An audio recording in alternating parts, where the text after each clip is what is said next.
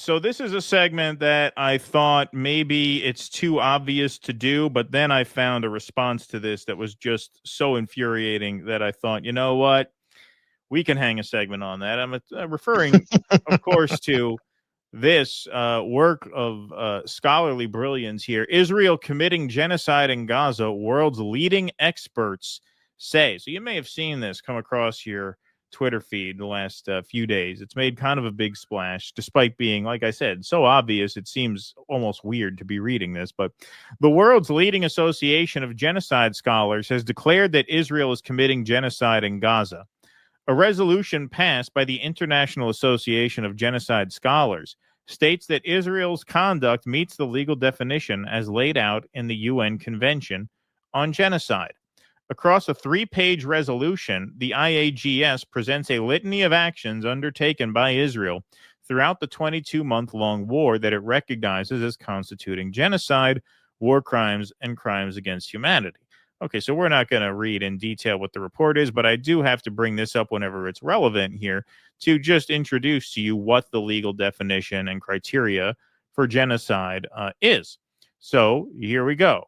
Article 2 of the Genocide Convention. In the present convention, genocide means any of the following acts committed with intent to destroy in whole or in part a national, ethnical, racial, or religious group as such. Killing members of the group. Check. Okay, so right there, guilty. B, causing serious bodily or mental harm to members of the group. Check again. Deliberately inflicting on the group conditions of life calculated to bring about its physical destruction in whole or in part. Obviously, they fit that criteria.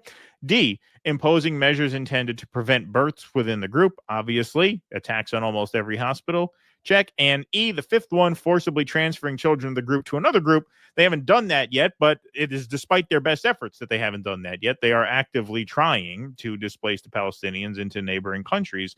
They're shopping around these people to these different countries who will take them in. So Israel is guilty, indeed, of 4 of the first 5, and they are trying to commit the 5th as we speak. And if they had their way, they would have committed that long ago. So it's cut and dry. It is simply cut and dry as a matter of legal fact that they are committing a genocide, which makes this new report all the more frustrating. The fact that it's coming out now in September of 2025 or August when it was published, especially since on October 9th, 2023, with that definition in mind that I just read you, let's just read this. On October 9th, 2023, following the Hamas-led attacks on Israel, the Israeli government announced a complete siege of the Gaza Strip, cutting off supplies of water, electricity, fuel, and food. So on October 9th, Israeli Infrastructure Minister Israel Katz announced an immediate halt of water supplies from Israel to Gaza. Electricity cut off.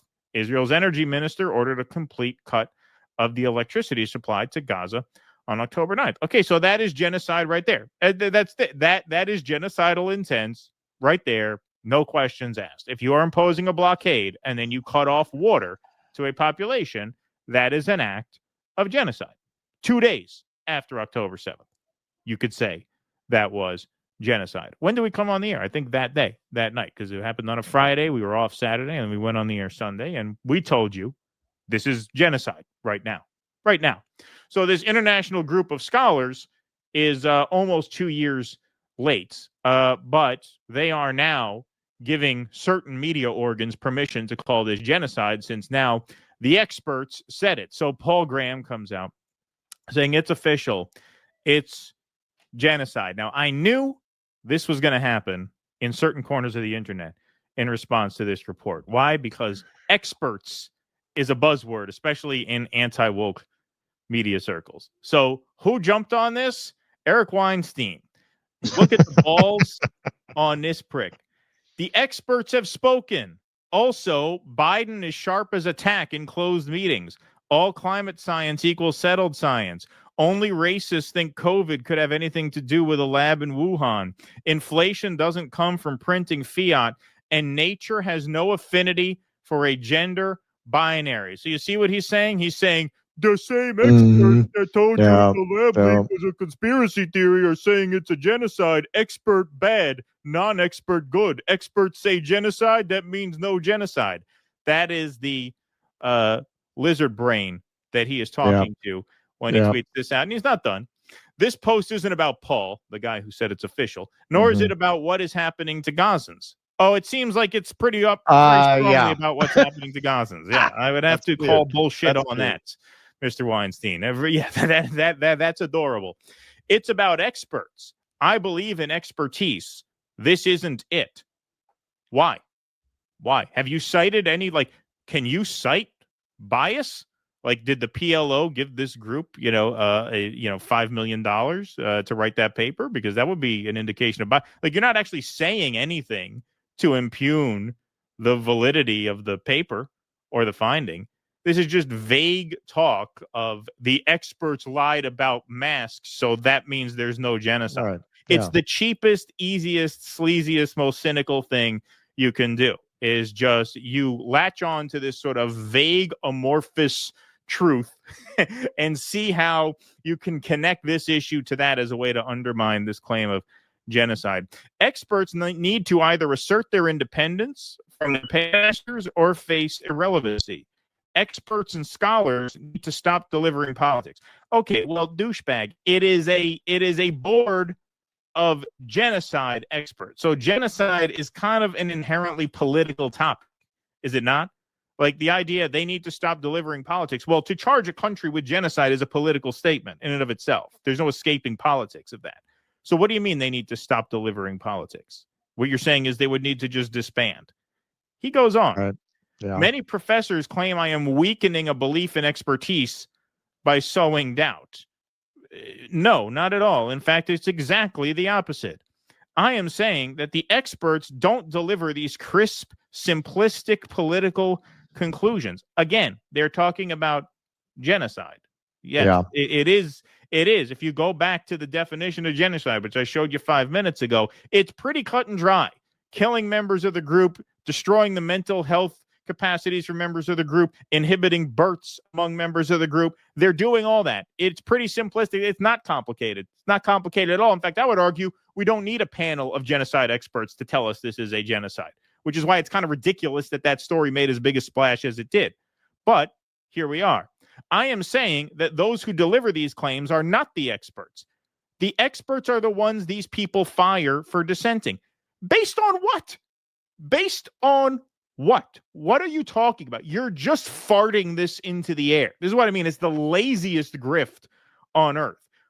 Are you making some connection to, like, the people who, dissented about COVID, got fired and ostracized, and so they're the real experts, and you can apply that to this? How? Citing what specific examples of bias or ignorance or anything? He doesn't actually address any substance. He's just saying, hey, experts lied to you a few years ago, so we should distrust everything that comes out of a supposed expert world. They are the policy entrepreneurs in expert clothing. I don't even know what the fuck that even means. Oh, the policy entrepreneurs in expert clothing. Yeah, no, this panel of genocide scholars has really influenced global policy.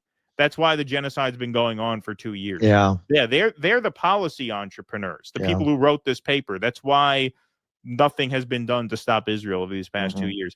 You still have experts. They just aren't sitting in expert chairs anymore. So that's his take. So if you go to the IAGS website, you could see who's a member of the board. You could see who the high-ranking people responsible for this paper are.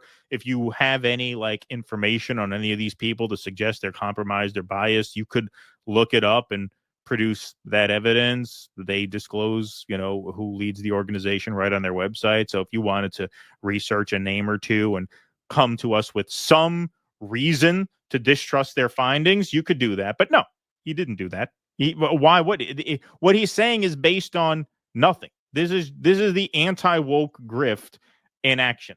He knows there are millions of people who follow him, who distrust experts. He knows distrust of experts is, in fashion now with his readership.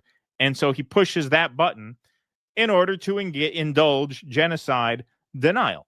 So here's Luca responding. We don't need experts to know that Israel is reckless, genocidal, and out of control. They state their aims openly for anyone to hear. Your point about expertise has been a good one, but it does not apply here. Put your Jewish bias aside and open your eyes. Yeah, you're going to see quite a lot of that in the replies. Chris Martenson, good news. We don't need experts to determine moral issues. They are self-evident. Yes. Shame on you, says Arkinian. The experts see you for who you are and they call you out. So you go to the alternative Dumb and Dumber universe to pretend to have clout. You're an idiot. That's exactly right. What about the Israeli military's own data indicating a civilian death rate of 83% in the Gaza war? Here's some more really disturbing evidence of genocide, the most devastating transition ever. So if you take a look at this, this is Gaza, July 8th, 2023, and it's going to show you that same strip of road now, September 1st, 2025. So yeah, do we need experts to tell us that this is genocide? No, we don't. But you have, cynical douchebags like Eric Weinstein throwing that out as a red herring, right? The expertise, the credentials of the people behind that report are irrelevant. They are irrelevant. We don't need them to tell us that this is genocide. That's common sense. But to see a guy like that just revert to, well, the experts lied to you about X, that means experts lie about everything. So if experts say genocide, that means no genocide. That's what he's engaging in there. Just hackery, just abject hackery. It's amazing. These people just have absolutely zero shame whatsoever. Yeah, he's really just bitter that he can only sell his general unified theory of everything to people who don't know basic algebra, and is completely shunned by the general academic community that might be in a position to conceive of the flaws in his work. I am sure if you came up with a real unified theory of everything, there'd be quite a lot of buzz about it. But it seems that everyone's just ignoring it. He just went on a whole campaign recently talking about how this was his legacy. Oh yeah. Then, I yeah, don't yeah, follow yeah, him yeah. much. I don't even. I hardly ever listen to what he has to say. I know his brother is the one who I hear from more. Yeah, But he yeah. calls it the 14-dimensional observerse. I mean, Theo Vaughn bought it. Is that right? Is that right? So you're saying there's 14 dimensions, so there's 14 of me? Yeah, Is that what you're saying, Doc? Yeah. Yeah, he's very bitter about that. That everyone pretty much he made a big show of it, and everyone just kind of ignored it. But yeah, he said that was going to be his legacy. Yeah, I mean, this is what I saw when I went to the douchebag dialogues. We were talking about this earlier. What you have to remember with a lot of these people is they're not just getting paid in the obvious way off of their subscribers or patrons and so on. They're also getting paid behind the scenes by government agencies and actors. And I saw that very clearly when I went to douchebag dialogues. And I'm expecting them to talk anti woke kind of stuff, which they certainly did. But the contradiction was so obvious because this is right at the height of the Columbia protests. And they're supposedly dissidents who support speech. And they almost didn't even mention that. Or if they did mention it, generally in a hostile way. You had a couple of honest actors there, like Li Fang, who brought it up in the right way, but mostly no. But what was most revealing was, okay, man. So this is mostly about culture and that kind of thing, right? I mean, that's the whole premise. They had a whole display about Uyghur genocide. Who paid for that? Who paid for that? Because I talked to the trigonometry guys, and I always forget his name. Oliver is the British one. Is that his name? Yeah, I forget his name. I always forget Yeah. that guy's fucking Yeah. name. And he was talking about how much money they were losing on this. Okay. And I guess that's true because they never did another one, right? So who paid for that? Because that costs money, man, to get somebody to do the graphics for that. And it was a whole display. It was a whole room about the Uyghur genocide. So you're doing this on a tight budget. It's not really making money, and you pay to do that. There was quite a lot of that. Of course, you had, the one over there talking about Iran and the horrors of the Muslim. What's her name? Hersey Ali without the Yeah, pussy. yeah. I don't Oh, know what yeah, it yeah. was. Look, I mean, you really can't blame her for holding a grudge. I get it. But, like, why at this thing that's basically supposed to be about these, woke and anti-woke issues, why are they pushing like a foreign policy agenda that could have come off the desk of James Baker as easily as it could have come off the desk of Antony Blinken? You're calling yourselves dissidents. Why is it in this foreign policy area you're completely in lockstep with the American imperial project, right down to having absolute conviction about who the enemies are, and they're the usual suspects. You want to talk about Uyghur labor? I mean, we got forced prison labor right in this country. They're not going to talk about that at the dissident dialogues. I mean, that anyone who's watched a show for a while knows, like, that experience of going to that was very eye-opening for me. I was much more sympathetic to these figures because I do agree with some of the arguments about the excesses of that, as I've covered very much. What I saw there was that's not what this is about. This is about using those kinds of cultural grievances, legitimate and otherwise, to sheepdog people into supporting American foreign policy. That's Yep. what that is actually about. And that's a prime example of it. Yes. 100%. Please clap.